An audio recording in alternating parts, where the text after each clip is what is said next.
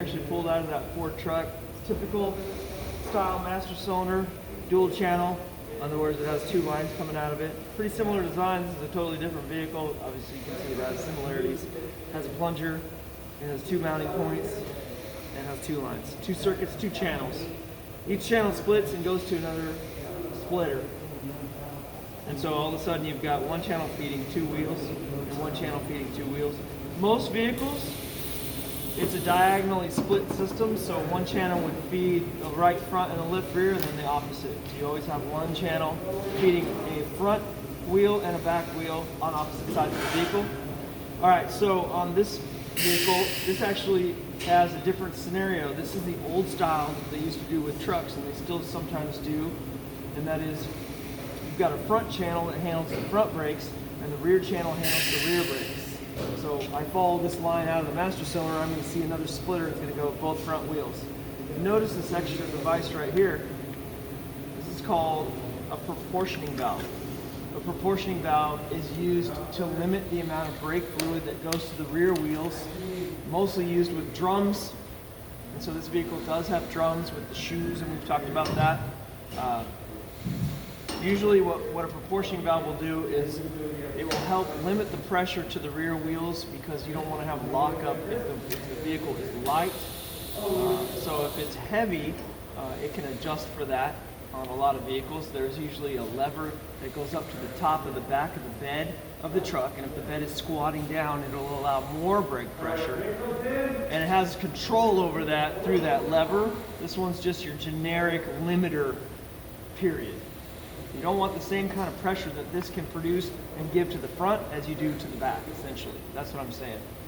All right, so today what we're doing is I'm going to demonstrate bleeding a master cylinder. Bleeding means we're going to take this, it's dry, we just bought it from AutoZone, for example, for your car or your customer's car, and you got to bleed it on the bench, then you got to bleed it in the car, and then you got to bleed all four wheels, and then you're done.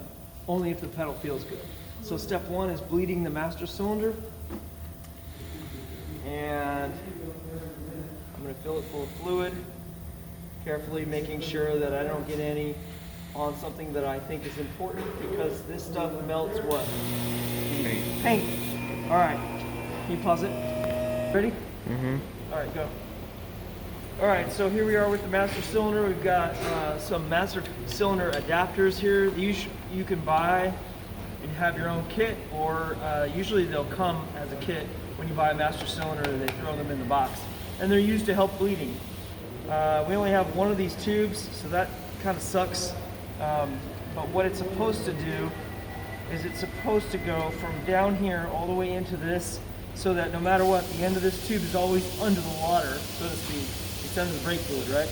So that when I pump it, it'll push brake bubbles into here, but when it draws back, it'll only draw fresh fluid. So it'll exchange the bubbles in there. Okay, this one's just going to straight squirt out. So I'm going to put my finger over that, and if this doesn't work, I'm going to take the hose off and put my finger over that, and that way I can just push it. Now these things, they will shoot quite far. You got to be careful with that. Don't be jamming the screwdriver in there. So you just take the screwdriver into the end of it, and oh, good, it's moving. Got to lock it down. Make sure everything's tight.